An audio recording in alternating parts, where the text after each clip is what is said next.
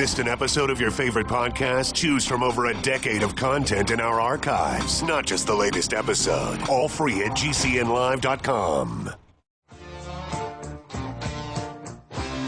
This is your call to action. Get prepared, America. Economy, survival, energy, disasters. This is USAPrepares.com. Informative radio, educational radio. Interact now by emailing instructor@USAPrepares.com or text at 434-390-7953. Class, please take your seats. Now, your instructor, Vincent Finelli. Everyone all set? Cocked? Locked? Blissed? Dr. Shealy, are you blissed? Yes. It's great to hear your voice, Dr. Shealy, and I just wanted to tell you that you and I have been broadcasting for, I guess over 8 years now, and you were our first full-time instructor, and I really appreciate everything that you do, and I want to say that publicly. Well, thanks, Vince. As you know, it takes two to be friends, and that goes double for both of us. Well, that's great. Dr. Shealy, last week, you and I talked about something that the Trump administration did that I thought was just over-the-top, horrendous, outrageous, and extremely dangerous. Now, I also said that I don't think that Donald Trump knew about this, and he doesn't know about everything that goes on in his administration. He's got a whole bunch of loose cannons. As a matter of fact, he's surrounded by loose cannons. Well, the EPA reauthorized use of these cyanide bombs to kill wild animals. And there's been some damage and death outside of the animals that they wanted to kill. These are land mines. They're called M44 devices. They are cyanide bombs, and so far they've killed 6,500 wild animals, mostly coyotes and foxes in 2017. Well, the EPA reauthorized the use of it, and we came out against it, and we talked about the Geneva Convention, the Conventions of War, the agreements about how gases will not be used in war. Fragment-type projectiles will not be used in war. Poisons will not be used in war, and so forth. And but yet the EPA says it's okay to use gas, deadly gas, cyanide, out in the open as landmines in the United States. So we came out against that pretty hard and strong. Well, we don't get a chance to talk about good news very often on USA Prepares, but the EPA reversed, within 1 week, they reversed their position on these cyanide bombs. Is that great or what? You've got more power than I thought you did. Well, I don't think we're the only ones. I just think that we did it on the radio.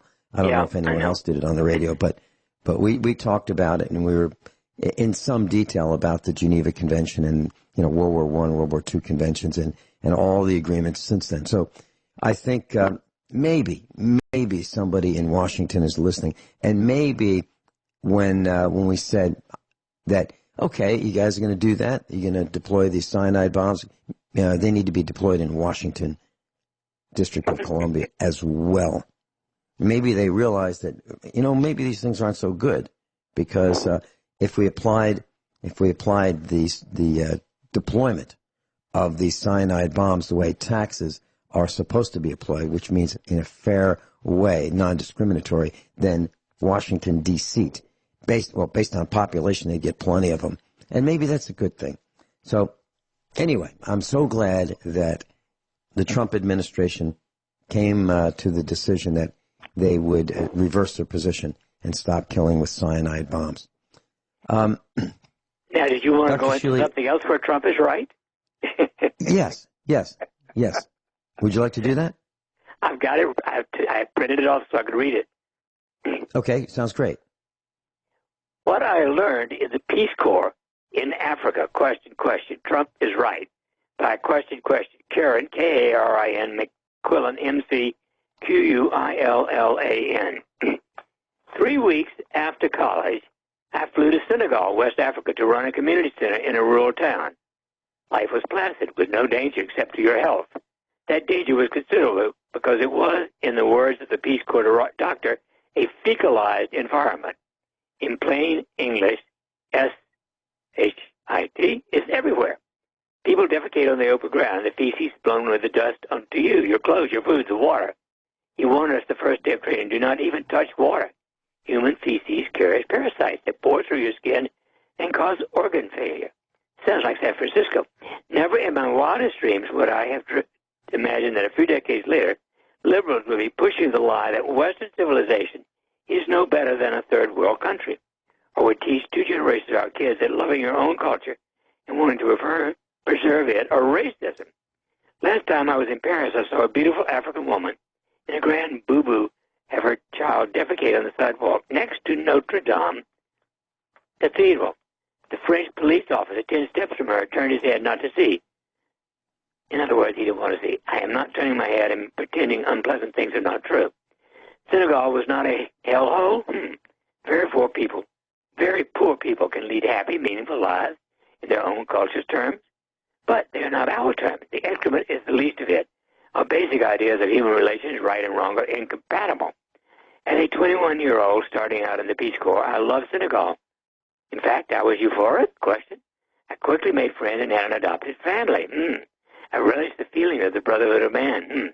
People were open, willing to share their lives, and after they knew you, their innermost thoughts.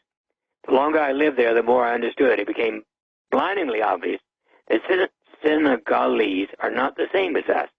The truths we hold to be self-evident are not evident to Senegalese. How could they be?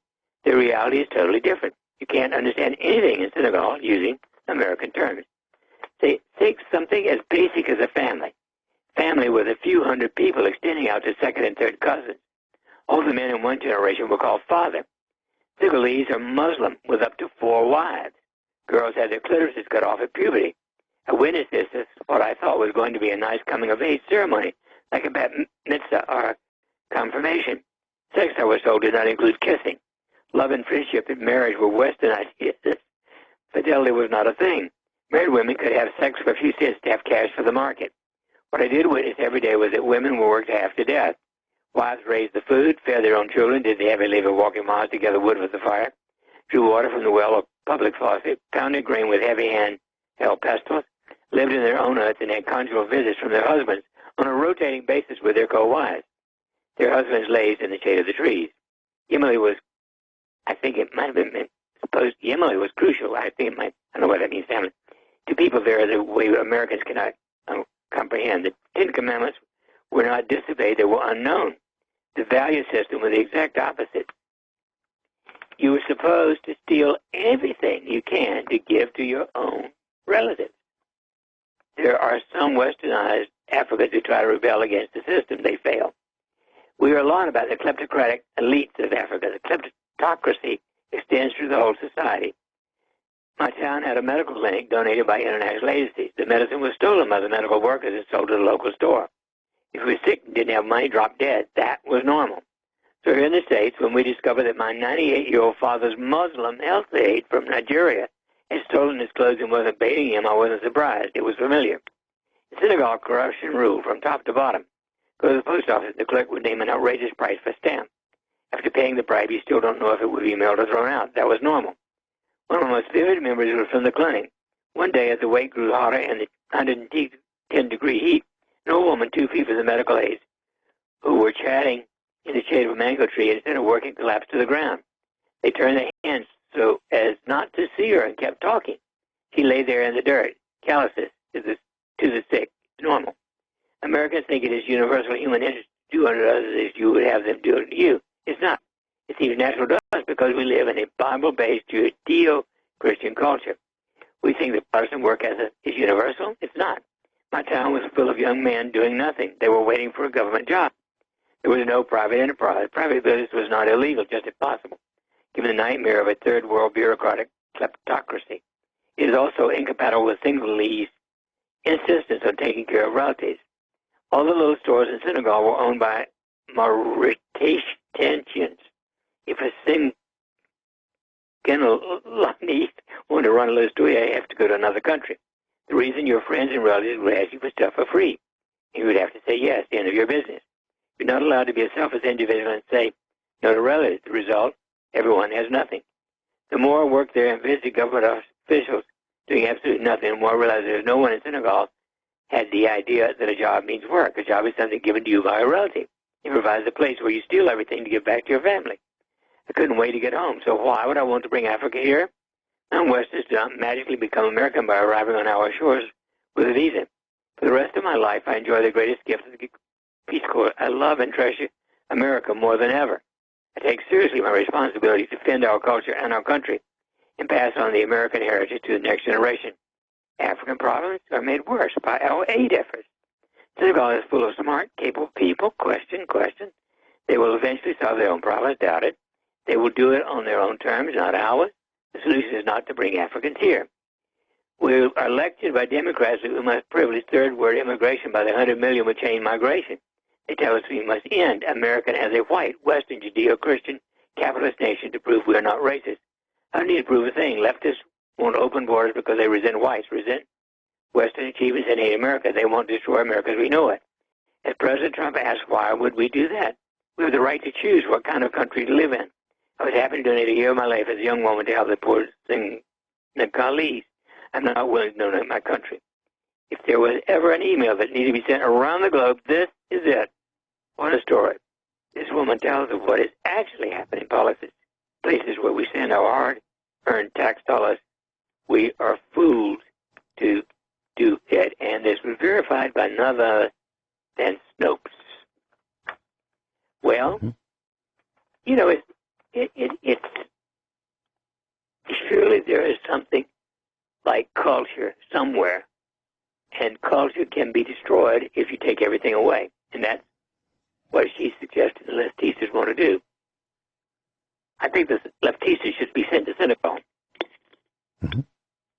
Yeah, I agree. And I think, Dr. Shealy, I saw the evidence of one of the relatives of one of these Senegalese in Virginia. And I was in a dressing room. Our children were young back then. We were in one of these department stores. And there was a dressing room. So we were getting the children some clothing.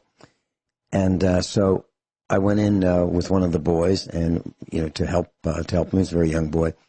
And he might have been getting blue jeans. And there was a sign in this dressing room. And it was carpeted. The floor was carpeted. The walls were carpeted. And there was a carpeted bench you could sit on. And the sign was handwritten. It said, "Please don't urinate in the corner." Just stood in the middle of the room. All right. Now, I'm really serious about this. That's what was there. And, you know, I noticed this smell, and I thought, this is awful. So we left the dressing room, and I said to the sales clerk, I said, "You've got a sign in there, and it says, 'Please don't urinate in the corner.' We have, you know," and they said, "We have a bathroom, you know, at this another location in the store." So it's not like they didn't have one. It's just that these relatives, I guess, from Senegal, thought that that's what they should do. Now, it's out of control, and I'll tell you another story when we come back. But that's what's happening in the United States right now. Dr. Shealy and I'll be right back. Dr. Norman Shealy's with us, and we're talking about bringing the third world right here to the United States, and it's already been brought here in part, and it looks like the party of the Democrats want to see more and more of this nonsense. Well, I was at a traffic light in a city years ago, and I was stopped there, and there were sidewalks and there were stores along the city street, and some of the stores had recessed doors, so they'd have a window for, you know, window shopping, and then indented would be this door.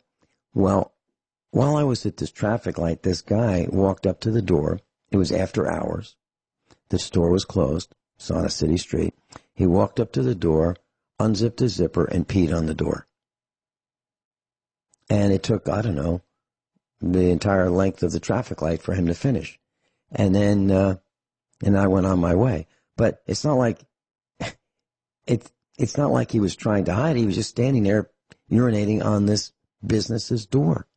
So we've seen that. Now, if you fast forward to what's happening in South Wales, England, right now, there's a town that is going to install high-tech anti-sex toilets. Now, what would that mean, anti-sex toilets?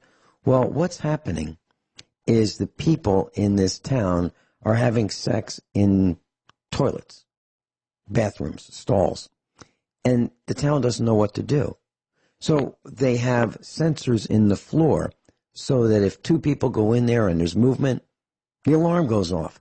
Water sprays down on the people in these stalls. Now, am I making this up? No, I'm not making it up. And I believe it, and I'll tell you why. This is from mainstream news in the United Kingdom called TheGuardian.com. Well, the problem is so bad with the filth of people that they have these high-pressure washers, so they can just push a button and spray down and hose down the entire bathroom, or these stalls. They can spray them down and sanitize them for the next use. That's how bad it is. Now, I was in Springfield, Missouri just a few weeks ago, maybe a month ago, and I was at the counter of a Goodwill store. And there was this woman, this middle-aged gal who was tattooed to beat the band. I mean, she had tattoos on her arms, her neck, everywhere that was visible other than her face. And when it came my turn to pay, the gal who was taking my payment was a middle-aged gal. And I said something like, I'm so glad I came because I thought I saw everything, but now I have. And she said, like, what do you mean? And I just kind of looked over toward this fully tattooed woman. And she said, oh, honey, you haven't seen anything. She said, we have people going in the dressing rooms having sex, and they think they're soundproof. And so that's going on in the Goodwill store. This is in Springfield, Missouri, just a few weeks ago. And Dr. Shealy, I've been thinking about your new book, the one that you are working on right now, Who Killed Common Sense? I think there are plenty of more chapters you can add to this. I don't think that Islam is compatible with Western civilization, period, in report. That's just the beginning of it. Right. And that's why I think people like them. So for example, when I see these mixed cultured marriages, we'll call it mixed cultured, I think it's a stretch, I think it's a strain, and I think the likelihood of it working is less than same culture marriages. And that's why when you went into cities back around the turn of the century, I've been talking about the 1900s, there was little Germany, little Ireland, little Italy, Chinatown. Why? Because people like them. That's why. And it makes a lot of sense to me. It really does. But, I really think culture is important. I believe that's what you're saying. When we come back, I'd like to share a story about some home building, the absolute absence of common sense, with Dr. Norm Shealy, medical doctor. Class Dr. Norman Shealy is with us, normshealy.com if you'd like to go to the website, normshealy.com. So, Dr. Shealy, I've been thinking about your book and how society is really getting not thinking, not planning. Common sense has got up and left. Well, there's this television series that Mrs. Finelli and I had been watching about people building homes. And this is in Europe, mostly in England. And so these are people who have homes, most of them have homes, and they want that ultimate dream home, the one that they build. So they start out, and all of them have the same problem. They all run out of money. They all think that they can do it. They all forget to plan huge, huge parts of their home. And let me just give you an example. And maybe this is another chapter of your book, people just not thinking. So there's this young guy, and he wants to live in London, but he can't find anything that he can afford. So he decides he's going to build a house, and he finds a building lot. This is the smallest house in London, and I'm not exaggerating. The lot costs him $80,000 US. The entire lot is 13 feet wide and 31 feet long. That's it. Now, I'm very serious about this. 13 feet wide. That's to his neighbor's property line. The other end, and in the width, the other end begins at the curb on the road. So what I'm saying is, this guy decides he's going to build a 3-story house on this 13-foot wide, 31-foot long house. The total square footage of the lot is 409 square feet. 409. That's the size of a kitchen in the United States. That's his lot. That means if he were to have a backyard, it'd have to be in this 31-foot long piece. But there is no backyard. So he builds his house, which is a box, just a box, edge to edge to edge on this lot. Now, front doors of houses open inward, right? So yours does, mine does. Most houses, they all do. When you open the front door, it opens inward. If this guy had his front door that opened outward, it would be taken off by a passing car, literally, because his house is at the curb. Literally, you couldn't put a business card between the edge of his house and the curb. That's how tight this thing is. It ended up costing him $392,000. And what he did was, and just a lack of thought, he decides he's going to excavate. Now, the street is right at the very edge of his property, so cars and trucks are going down the street. And he brings in an excavator. They excavate the hole, and they form the concrete. They pour the concrete, and while the concrete is starting to cure, the edge of the wall starts to collapse inward. They didn't shore it up. They didn't prevent that from happening. So now he has a concrete wall that starts to cure that is leaning in. Unacceptable, so they have to take it out. Massive, massive job. Cost him about $30,000 for that mistake. By the time he's all done, he figures out that the hole that they dug, because they wanted to have a basement, as soon as they got almost to the bottom of where his basement would be, the hole started flooding. The sewer pipe coming into the house is is a couple feet down from the road level, just a couple feet down. So the sewer pipe goes into his house. So if there's ever a backup, he'll be the first one to know. What I'm saying, Dr. Shealy, is people are just flat out stupid. They think they know what they're doing. They go into these expensive mistakes without planning. They've lost their common sense. That's just one guy. Another guy decides that, and all of these guys have something in common. They want to make a statement. They want everybody to look at them and say, wow, look at that ugly-looking box in a historic district. All the houses around are made of, Victorian-era brick, nice red brick, beautiful architecture, and then this guy builds a modern box. Another guy decides that his statement is he wants to have a Fibonacci curved shaped roof. So the roof is the whole house, okay? And he doesn't want to just live in a tube. He wants the tube to have ever-changing curve to the roof.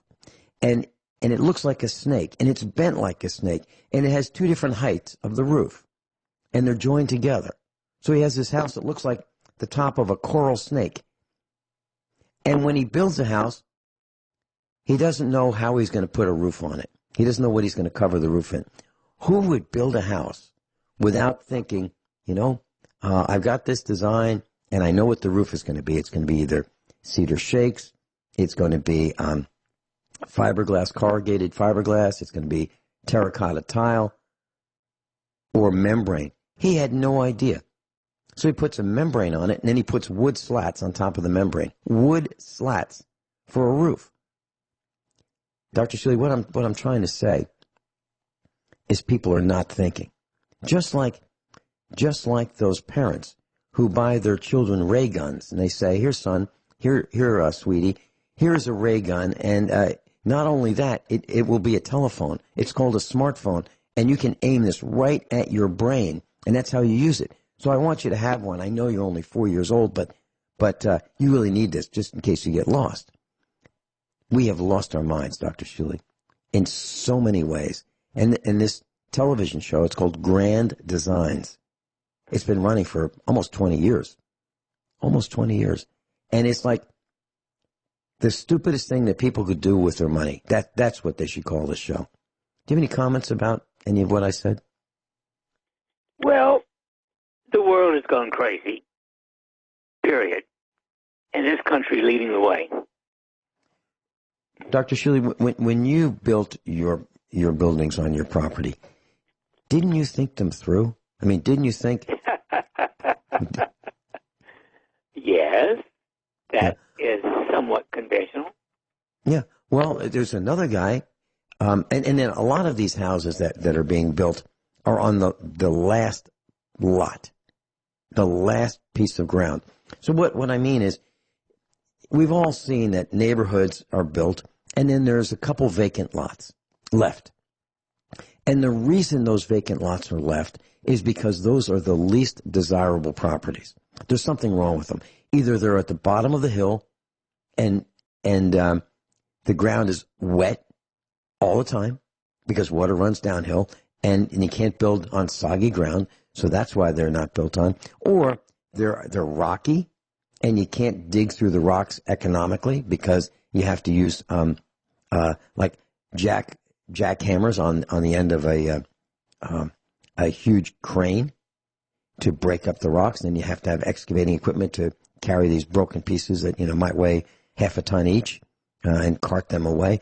Or the land is on such a slope it's not feasible to build. So this show features people building houses on the worst possible lots. And just the dumbest of things. One guy builds a house and he decides he wants to have utilities. But the utilities are, 100 feet away. And that's where they stop. So then he finds out that if he wants electricity, it's going to cost him $35,000 more to have electricity at the house that he thought, well, I'll just call him up and call the utility company and say, here we are, hook it up. Thank you very much.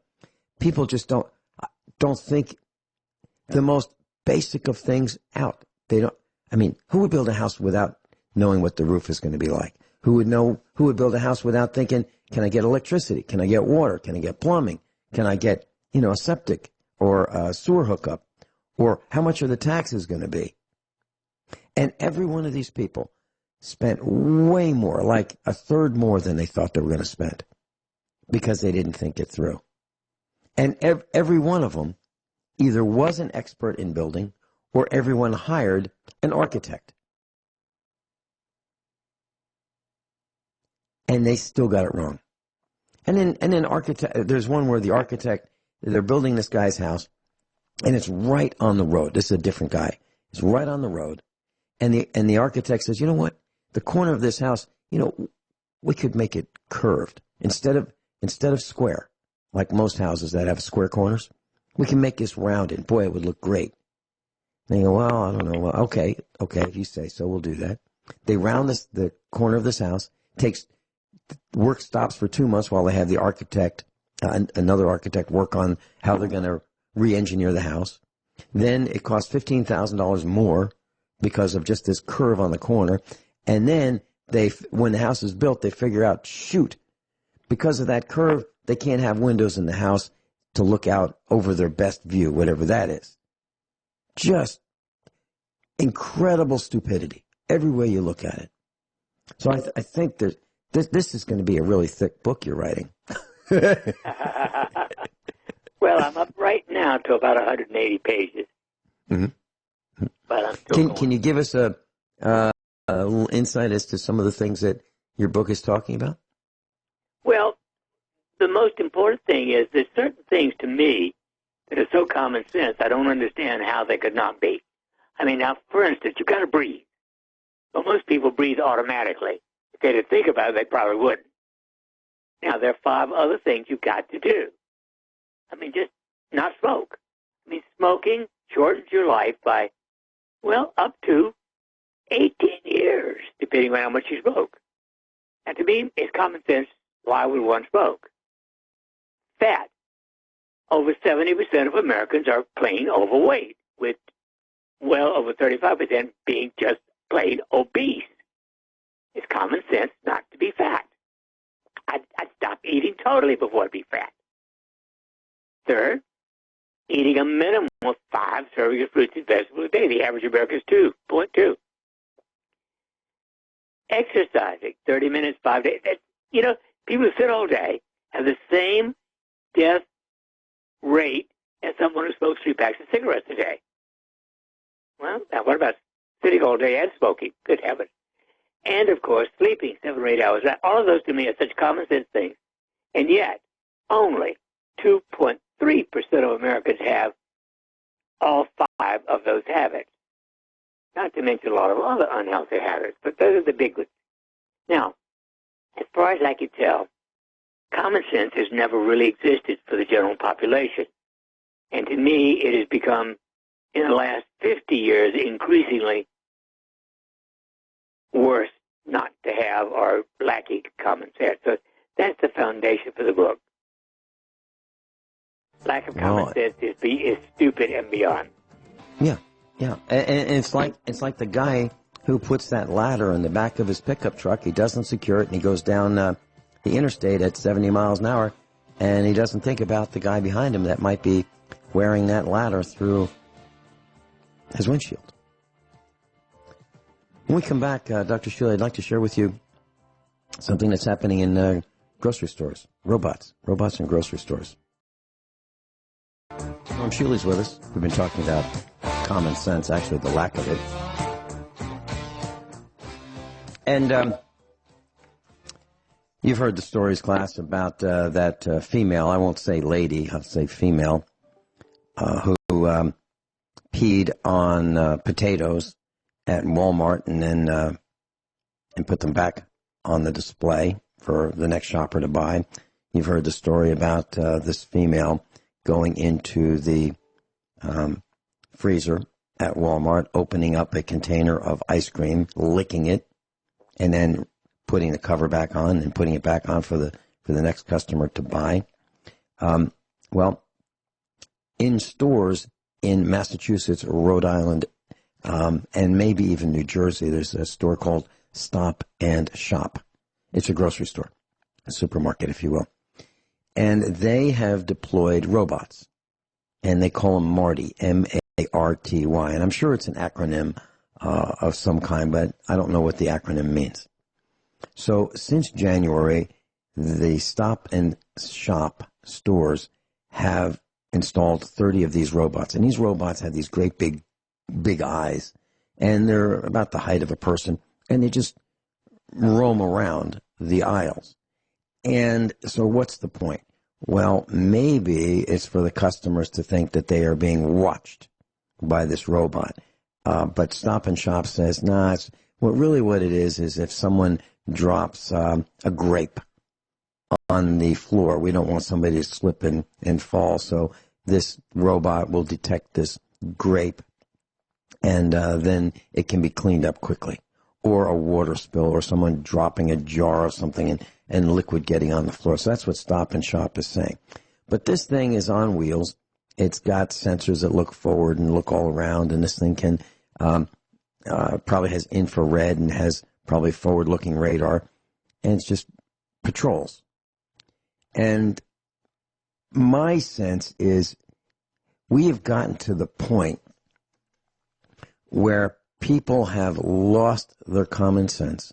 They will urinate on potatoes in the grocery store, lick ice cream in the grocery store, pee in the corner in dressing rooms, have sex at Goodwill stores in the changing room when people are there, will have sex in restrooms in the United Kingdom so that they have to hose down these people.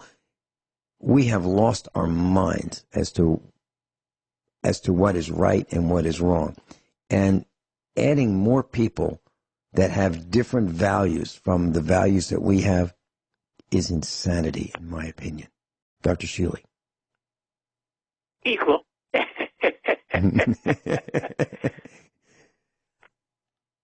It's, if someone said to me, back when I was at the university, that people would be doing these things, I would say, no, come on. How's that possible? No. Robots going up and down to watch shoplifters in stores? Really? Cameras everywhere? No. I mean, we're smarter than that. Well, actually, we're not. So this is all costing those of us who are actually paying for what we buy. It's costing us money because the price goes up by the people who are stealing from the stores. Either that or the stores go out of business. It's as simple as that. So you talked about smoking, Dr. Shealy, and the lack of common sense people are smoking. Well, in 1984, there was a message on cigarette packages about how dangerous smoking is on all cigarette packages. Well, the Food and Drug Administration last Thursday proposed 13 new warnings that will appear on all cigarettes. Now, these warnings are graphic. They are images, and it would be about 60% of the real estate on the front of the package of cigarettes. So 60% of the package would be a warning. Warning: cigarettes cause strokes and heart disease. And you see a guy with an oxygen mask on. You see it looks like he's in the throes of death. Then you see a guy who's gaunt and he looks lifeless. He's in a hospital bed, and it says, warning, cigarettes cause cancer. And then you see a guy that's the gums are rotten, the teeth are rotten. It says, warning, cigarettes cause cancer. And there's other ones that warning, smoking causes age-related macular degeneration, which could lead to blindness. Then you have smoking causes cataracts, which can lead to blindness. Then you see a guy with his toes cut off, and it looks like he has leprosy, and it says smoking reduces blood flow to the limbs, which can require amputation. Dr. Shealy, can we talk about these things when we come back? Yes. Okay. These are graphic images, and if you want to be scared straight, this will do it. So I'll see if I can send you a quick link, Dr. Shealy. We'll be right back after top of the hour news and commercial announcements. Smoking is absolutely one of the dumbest things you can do. Maybe up there with nuclear power. We'll be right back with Dr. Shealy. Everyone all set? List? Dr. Norman Shealy is with us, medical doctor. NormShealy.com, NormShealy.com. And if you'd like to contact his office in Springfield, Missouri, and set up an appointment to talk with him for consultation or go to the office, 417-351-5221. 417-351-5221. Dr. Shealy, we're talking about who killed common sense. Your new book, it's not finished yet, but it's in process. We're talking about some of the stupid things that people do, and of course one of them is smoking. And so we're now talking about the new warnings that can be on cigarette packages showing smoking causes peripheral vascular disease. And there's a picture of this guy's foot. It looks like he has leprosy. It's bleeding.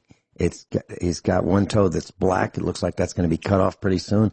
These are graphic, stomach-churning, gut-wrenching, vomit-inducing images of what happens with the people who smoke cigarettes and tobacco products. What are your thoughts about these graphic images on the package? Well, I like them. I don't know whether it'll ever happen. Mm-hmm. Mm-hmm. You know, well, basically, the United States could just refuse to have tobacco sold. That would be the simplest way. Right. And the growing of tobacco in the United States, the tobacco farmers use an insecticide that is so deadly that the farmers are required by law to post signs about every 100 feet that says that tobacco insecticide has been sprayed on this field, when it was sprayed, and when it's safe to re-enter the field. So it's safe to spray it. So allegedly, right? Obviously, that's crazy. So if it's not safe to re-enter the field for 10 days, how could it be safe to spray it? How could it be safe to smoke a product that has that insecticide on it? How's how could it be safe ever to enter that field again? That's exactly right. So, class, if you think about those stories about, oh, my grandfather smoked and he smoked until he was 99, or you hear those stories, well, there is a difference. The difference is the tobacco that person smoked and the tobacco of today. The difference is genetic engineering of the tobacco plants and the tobacco insecticides. Okay, so I bought a farm with Mrs. Finelli in Virginia, and it was about 100 acres, and they grew tobacco on it for years, and it had an old tobacco barn, and I'm talking about from the 1800s. So this old log barn was the barn where they dried tobacco, and that's when they did not have insecticides. There was no such thing as insecticides for tobacco when tobacco was being originally grown on that farm. There was a family cemetery on that particular farm, had an old name, an old family name, a popular name in the Commonwealth of Virginia, and the graves dated back to about the 1700s. So tobacco has been grown for a long time, and I know that this tobacco barn was probably built around the 1840s. It was still standing, but no insecticide on that particular farm at that point. So even my dog knows that smoking is dangerous because he doesn't do it. I mean, we have a wood stove, and when we open that wood stove up, it's outside, and we load it with more wood. Some smoke comes out, and he doesn't run over to sniff and inhale the smoke coming out of the door. None of our animals do.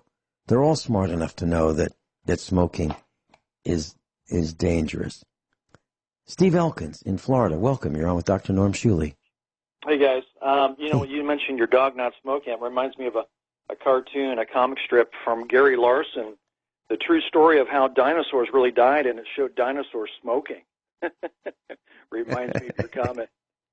That's how they really died. They died of smoking. No, Mm-hmm. The common sense thing, you're right. I found people, and I've questioned people. I see people who are doing this new fashion of smoking called vaping, and it looks like their head's on fire. I mean, they're in their cars, and this huge puff of smoke comes out, this vapor comes out.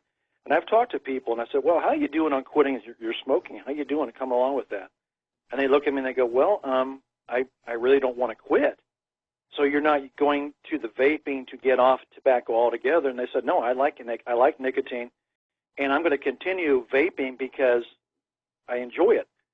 So there's no intention of actually quitting tobacco altogether at all. So, and then I've noticed lately that they're adding flavor to the vaping. So now you've got these fruity flavors, and we know who they're targeting with that, with young children. And then in the liquor stores, I've noticed that the alcohol now, the fruity flavors of alcohol, that's got to be targeting young children.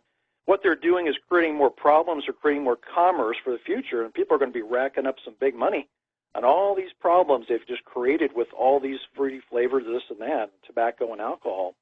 But, yeah, whatever happened to the common sense? I mean, this is crazy. Let me give you a little example what happened I spoke about yesterday. Where did common sense go? There was a guy in California on a bet who ate a live gecko, and he died of salmonella poisoning. What a stupid thing to do. I don't feel really bad for it. I feel more sorry for the gecko. He was just there to sell you some car insurance, 15% off. But, you know, but this guy eats a gecko on a bet and dies, and people all feel so sorry for, you know, the family. Oh, my God, this is terrible. But, you know, whatever happened to common sense, I have no clue. And it's just spontaneous. People aren't thinking anymore. And it goes right back to your favorite little acronym you like to use is the GDP, the general dumb population. It is growing leaps and bounds. The Jerry Springer population is growing. They're mass producing. And, well, 3% that listen to your broadcast and my broadcast, we got to save the planet. We got to save this country. And I don't know how it's possible, to be honest with you. I'm not so sure I want to. I'm not so sure I want to save these people that are this dumb. I mean, really, I'm not exaggerating. Dr. Shealy, are you seeing an increase in stupidity in your travels? It's hard to tell. It's so universal now. I mean, it does seem to me that the last 40 years have been the worst in the history of the country. Mm-hmm. Steve Elkins, you're in the emergency rooms. You are in intensive care units. You're a nurse by profession. Are you seeing an increase in people going to the hospital because they have done stupid things? Now, I can understand accidents to some degree. Not careless accidents, but I can understand how things can happen. A plane can land in some guy's house and the guy can end up in a hospital. You know, that happened I believe in Florida in the last couple of days. Well, what are you seeing in the emergency rooms? Are you seeing an increase in stupidity causing people to be hospitalized? Like eating that gecko? Yeah. Oh, yeah. Well, you know, you've heard the story. If I probably thought it was an old, you know, not a true story, kind of a folklore story of the guy who fell off the ladder and came to the ER with the light bulb up his rectum. Well, those are true stories. Those are true stories. They're not made up. I've seen the oddest things, the weirdest things. You think the humiliation would say, I can't go into the ER, but no, at some point in time, they have to go into the ER and get that light bulb out of there. I don't know what, it just fell off the ladder and it just kind of went in the right place. I don't know how that happens, but it happens. No, I've seen some weird stuff in my career. One of these days, I'm probably going to write a book of all the bizarre things I've ever seen. They're quite humorous, but then again, it shows the stupidity of people. And, yeah, I could write a book, no doubt about it. What about the misery and the suffering that's at the other end of smoking? Steve Elkins, have you seen any of that where you've seen people disfigured because they've had parts cut out because of cancers from smoking? Oh, yeah, sure. Yeah, actually, I talked about it last night. I kind of came back to reality yesterday, a perception of what's really important in life, you know, family. And I thought, well, I had a rough week last week, and I bumped into a woman at that flea market when I was talking to you that she was bald, and I knew right away she was a cancer patient. She was there trying to make some money selling a lot of dog stuff, equipment. And I had a conversation with her, and just out of the blue, she starts to tell me her medical history, that she's going through cancer treatment, this and that. And she told me she had small cell carcinoma, lung cancer, and it's actually metastasized to her heart and other areas. And she's looking at 6 months, maybe a year tops. They can't do surgery, and she's going to pass away. But I said to her, were you a smoker? She said, yes, I was. grew up in a smoking house, and I don't blame anybody but myself. I'm taking full responsibility.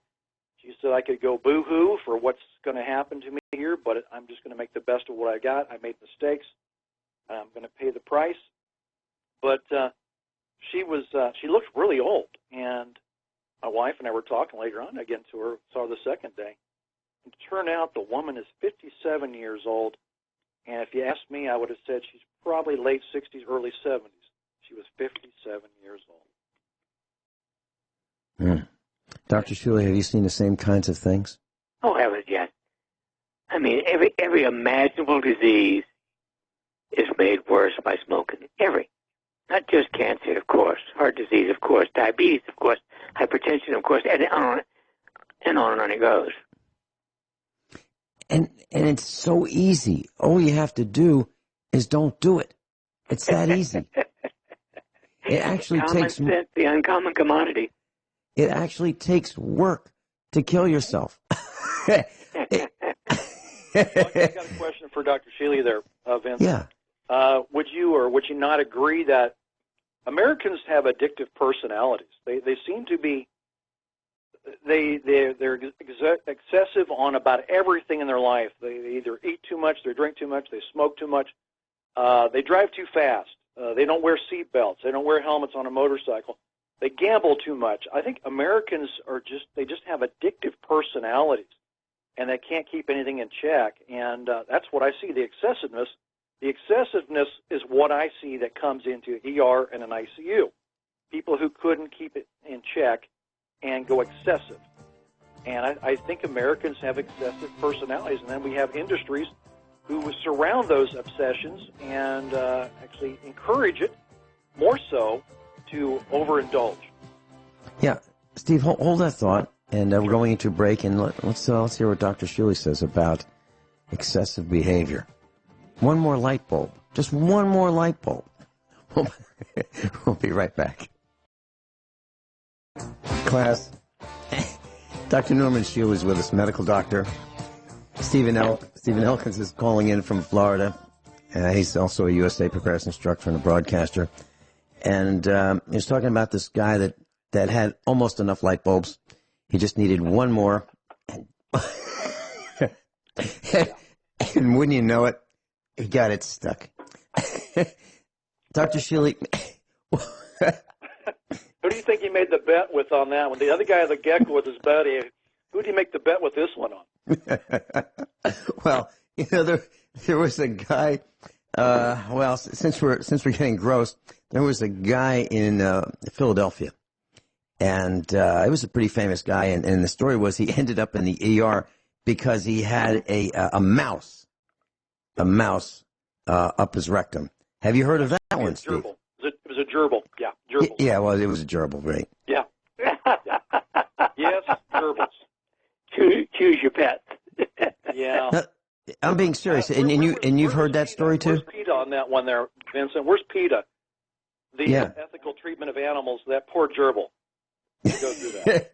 So, Steve, was that a true story? Because I've heard that, and I've read it in lots of places. It's true. It's true. Okay. And he was a famous on-the-air personality, this guy. I don't remember his name, but we don't need to drive him into the ground anymore. I'm sure he's got enough scrapes and scratches on his body. Yep. Dr. Shealy, excessiveness in behavior. What do you think the cause is? Why are we doing these things? Well, I mean, by my standard, it's insanity. But other than that, I can't answer it. Okay. Kind of like these Hollywood actri, and they have a closet that's the size of some people's living rooms, and it's just got row after row of shoes. One shoe per hour, a pair of shoes per hour, and they just it's like they've got an addiction to buying shoes. So, Steve, what else have you seen in the emergency room that we can talk about with Dr. Shealy and see if he's seen the same thing? Oh, geez, the bizarre stuff. Nothing really one. I can't give too much because most of what I could talk to you about it would be too crude and disgusting. It wouldn't be for air. So it's of the sexual nature. So like a lot of sexual stuff. Are these people embarrassed of their perversions? You know, I think at the time they come in, they're in such desperate need of relief, of pain, get to relieve the pain, that they're willing to face that little bit of embarrassment. But, you know, there's chuckles, people looking over, and, you know, some of them don't even try to give you the story because, first of all, come on. You don't fall off a ladder on a light bulb. Not going to happen. Don't even go there. Just tell me you stuck it up there, and we'll see if we can get it out. You know, I'm not stupid enough to buy that one. So now you know why I do not voluntarily ever go into an emergency room. There you go. Well, you're a lucky man. I haven't worked there since I did neurosurgery. Smart. You know, once you stop doing surgery, you don't have to go to the ER. That's right. There's it seems like they're always trying to push the envelope, and there's a lot of boredom and people sitting around saying, you know, I wonder if I can stick a light bulb up my rear end. I don't know. Let's try it out. Or a gerbil. There was an article. There's an article since we're getting gross. There's an article many years ago about a guy who decided that he was going to use a Hoover vacuum, a little portable vacuum, on himself. And what he didn't know was that there was a turbine blade, a fan blade, in this vacuum cleaner. And he was, you know, most guys could be proud of their manhood. Well, this guy chopped part of his off with a vacuum cleaner. Steve, have you heard of that one? I've heard, not with the turbo, but I've heard of it being stuck on there. And, making love to machinery. I've heard of that before. when Dr. Shealy, when we come back, would you consider sharing some stories? And we don't have to be of this kind of disgusting nature, but of what people do, but some things that have happened to you that you've seen in your profession. Dr. Norm Shealy is with us, medical doctor. Steve Elkins is with us in Florida, ICU and ER nurse. Dr. Shealy, would you like to share some of these unusual stories that you've experienced in your medical career? Well, when I was a resident in neurosurgery, a man came in having had his head caught between the dock and a huge fishing vessel. In other words, he leaned over the boat as it came in for a landing, and his head got hit by the boat. His head was about 50% larger than normal. I took off the top of his skull and put it in the freezer and sewed him back up. And 3 months later, we were able to put the skull back on. And his only lasting injury was loss of smell. And that was a good outcome of something where, you know, somewhat carelessly, someone leaned over the wrong time. Mm-hmm. The next worst thing I can remember is a child who was about 6 years old with hydrocephalus. He had to be brought into the room in a wheelbarrow because his head was so big he couldn't sit up or stand up. Oh, wow. And it had been ignored since he was a baby. I mean, those are equal stories of common sense stupidity. Yeah. And when you talk about hydrocephalic people, you're talking about large heads because they have water surrounding their brain more than, or liquid surrounding their brain more than would be considered the norm, correct? Yeah, quite a bit more sometimes. So, Dr. Shealy, you would put a VP shunt in those patients, right? Oh, yes, and it should be done in infancy, you know, in the first year of life, if possible. Yeah, right. Well, Vincent, I had one that just came to mind I might want to share with you. It's kind of funny because actually it involves more the fire department. A guy a nudist, swimming in his pool in the backyard there and had a really good cleaning system vacuum and swimming around at night. And I guess he swam too close to the vacuum because it his penis just happened to go in that little vacuum tube. and he's screaming to the neighbors and waking everybody up, help, help. And, of course, the fire department shows up, and there's a great Kodak moment right there, a Polaroid moment of a guy that's glued to the wall of his swimming pool because he thought he could put his penis in the vacuum of the pool system. I can't top that one. I got to tell you, Steve and Dr. Shealy, I've been around swimming pools for some of my life. I built one, and you really have to deliberately try to do something like that because swimming pools are made so that there is no way you can do that. So, for example, you have the skimmer that skims off the top layer of water to skim off the bugs and debris that comes out of the sky, leaves and things like that. The returns are such that you can. There's a 2-inch opening, yes, but that's the return water pressurized, so you wouldn't be able to put much in there. So this guy must have tried to engineer around all the safeties that are inherent in pool design. Now, even at the bottom of the pool, sometimes they have a main drain or a return at the bottom, not a return, but a drain at the bottom of the pool, but that's got a grill over it so that you won't get stuck to it. I mean, it's designed so that can't happen. But this guy must have been bent on engineering something that would call the fire department. It's just, so, Dr. Shealy, I think instead of just one book, I think you need to consider a set of books about what happened to common sense. Yeah. Unbelievable. There's a story about fast foods, and there's a study in Australia and New Zealand. And what these researchers found out was that there is a higher incidence of heart attacks around fast food restaurants than there are when there aren't fast food restaurants. So for each additional fast food restaurant in New South Wales, there are 4 more heart attacks per 1,000 people. So you get a new McDonald's, Burger King, or something like that, and out of every 1,000 people annually, you'll get 4 more heart attacks. What do you think about that, Dr. Shealy? Well, there's so many things that need to be done.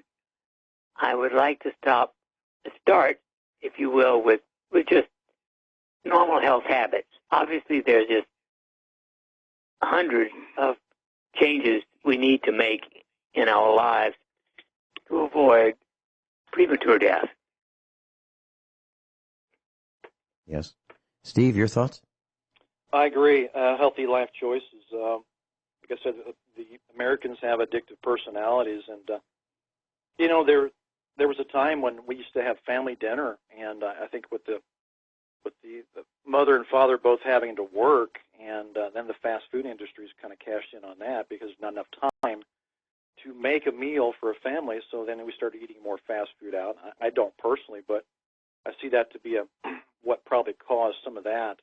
And of course, fast food and the processed food is cheap food. It's inexpensive to make, and it's got a lot of additives, a lot of things that are addictive, and that's not healthy for you.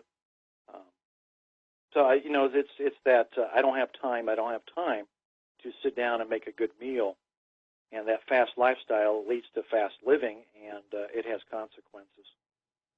Yeah, and that I don't have time is nonsense. People do have time, but they've got priorities that seem to take the place of doing the things that they should do, like checking their Facebook presence, checking. Well, and I'm serious about that. I'm serious. Hey, Vincent, how many likes do you have on Facebook? I don't have any. I know. Not I'm one. Just kidding you. Not I one. do that. Me neither. Yeah. I used to have just under 5,000 followers, but I dumped Facebook quite a long time ago. The only thing I used it for was to let people know who was going to be on the air. So, for example, I would post, Dr. Shealy will be on the air with us, and we're going to be talking about these things. That's it. You know, I didn't talk about my dog or other things. I mean, just, you know, and I didn't do these look at me's. And by the way, when I talked about those houses in Europe, predominantly England today, every one of those people who built a house, one of the things that was absolutely visible was, look at me. Look at me. Look at, I am willing to build a monstrosity, an ugly glass-covered, Coke bottle-covered house. Literally. One guy built one in the city. It's literally glass siding, the color of Coke bottle, green-colored glass, and it was an absolute monstrosity, and they're so proud of it, and they're saying, oh, look at me. Look at me. Sharon in Montana, welcome. You're joining us, Dr. Norm Shealy, Steve Elkins, and me. Sharon? First, yeah, can you hear me? Yes. Mm-hmm. Okay. Common sense tends to come from cause and effect. And years ago, kids learned really quick, if you climb too high, you'll fall, you get hurt. You know, if you touch something hot, you get burned. You know, just living life as they explored the outside and everything, they got some common sense. Plus, their parents also tended to be much more consistent. If I say no, there's a penalty, you know.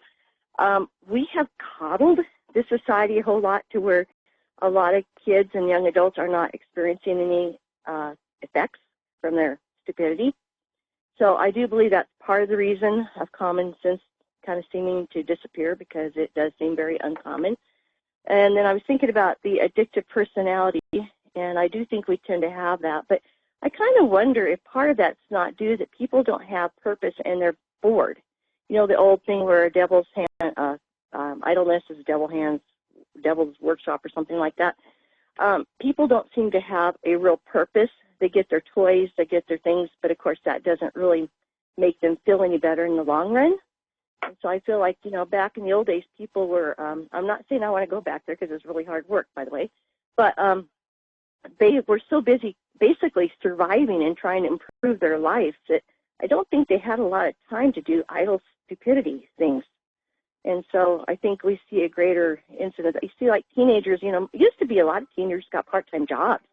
You know, and they made a little money. Now they're not supposed to work. They've been protected because, you know, they might get themselves burnt if they fry French fries or something like that. And so they've coddled them to where they have nothing better to do but sit around and play video games and be bored, you know. So I do feel like that really plays into it, the kind of the wealth of our country. Even if we say we're headed into a recession, we're extremely wealthy compared to most third world countries, that people just, you know, they don't really have a purpose. They don't have a goal. They're not working towards anything, and so they do stupid stuff. But anyway, that's my input. Dr. Shealy, your thoughts? Well, I think part of it is the preoccupation with phones today. Now, when I was practicing as a regular neurosurgeon, there's no way I could answer a phone when I'm in the operating room. It would never occur to me if I'd had one to do it. People now walk around with these stupid phones, and they allow themselves to be called any minute, any time of day or night. Now, that to me is one of the greatest wastes of time ever. You don't need to be available on the phone practically ever, except in true emergencies. And I doubt that there are that many emergency phone calls a day. So I blame part of the preoccupation of getting distracted with the phone ringing every minute or 10 uselessly. Steve Elkins? Yeah, I agree. These people that have to walk around with the little Bluetooth connected to their head, geez, they're just inviting some kind of brain tumor. I've seen a lot of these, and people, I think there's an association there, definitely, but I don't know why they think it's so important to walk around with a Bluetooth strapped to their head. I hate my cell phone. I really don't like it. I just want to put it away, and I use it to contact people if I need to, or I use my landline. A lot of times just my landline, but yeah, it's a fascination. It's again one of those addictions. People are so addicted. How many times I've seen kids or even adults looking down at the phone, walking, looking down at the phone, and walk right into traffic, nearly get hit at a crosswalk. It's not necessary, and there's just an obsession with this technology, and it definitely has a dangerous downside. When I see someone with the Bluetooth transmitter receiver in their ear, like let's say I'm in a store, I'll stop and I'll look at them, and then they'll look at me, and I'll tilt my head kind of sideways, kind of like Columbo would, and I'll say, "You got something stuck in your ear." Dr. Shealy, Steve Elkins, Sharon, and I will be right back. I have a question for all of you, Dr. Shealy, Steve, Sharon.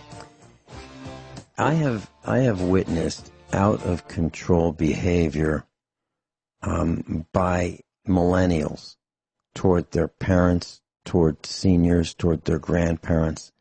I've seen a young boy, probably 10 or 11 years old, out of control, pouting, yelling, totally disobedient to his parents, in the presence of other people, like when I'm there and Mrs. Finelli and others. I've heard one of our instructors say publicly that his grandchild was totally disrespectful, would yell and scream and curse at him, those kinds of things. Let's start with Dr. Shealy. Have you seen young people disrespecting their parents, yelling at their parents, cursing at their parents? Have you seen or heard of this in your circles? Well, not among my grandchildren, I have to say. No, I wouldn't think that. Yeah. My family, but certainly in public. That's what I mean. Now, I'm not asking about you or your family, but I mean, have you seen it? Okay. Sharon, have you seen that? Yeah, I have, but I think that has to do with the so-called cultural training that you can't possibly hurt the poor little child's self-esteem. And that way you're taking away the consequences, which I was talking about, that you do something, you have good consequences or negative consequences, and parents are so afraid of offending their little darlings that have to be trained that these kids are out of control, and the parents are too fearful to do anything to correct them, and they think they might damage them somehow, when actually their lack of giving them proper discipline and boundaries is damaging them. Mm-hmm. My dad used to mention that when he was growing up, parents, if they had a child that was misbehaving, they would feel the end of a strap. Now, that would be the leather strap that was used to sharpen men's straight razors. And if that wasn't available, the belt would come off the father. He would unbuckle his belt, take that leather belt out, which is a little narrower than the strap, and that would be used on the rear end of the misbehaving child. Steve Elkins, are you seeing in your world, in the hospital setting or in public, out of control young people, millennials per se, who are totally disrespectful to their parents or their caregivers or their grandparents or others? Yeah, I am. And what's happened is that we're seeing pretty much, well, not always, I can't say everybody, but there's a big portion of the population, the parents have decided, rather than be the parent and be the authority in the household, they've decided to be their child's best friend and buddy. And we know how friends treat friends and their buddies, so they've handed off their authority and exchanged for friendship and being buddies, and it's not worked out well. That children then don't respect their parents and pretty much, take control of the power themselves and their demands. Okay. So that's kind of what I've seen. Yeah. What about this absolutely wild, out of control behavior that let's say the 20-year-olds, or maybe they've been to college, maybe they have this this light switch that goes off, and all of a sudden they blow up and start screaming and yelling and swearing and demanding that others do what they insist on. Do you think that is drug related? Could it be LSD? Could they have been, what would cause something like that? Or could it be just the brain damage from the smartphones?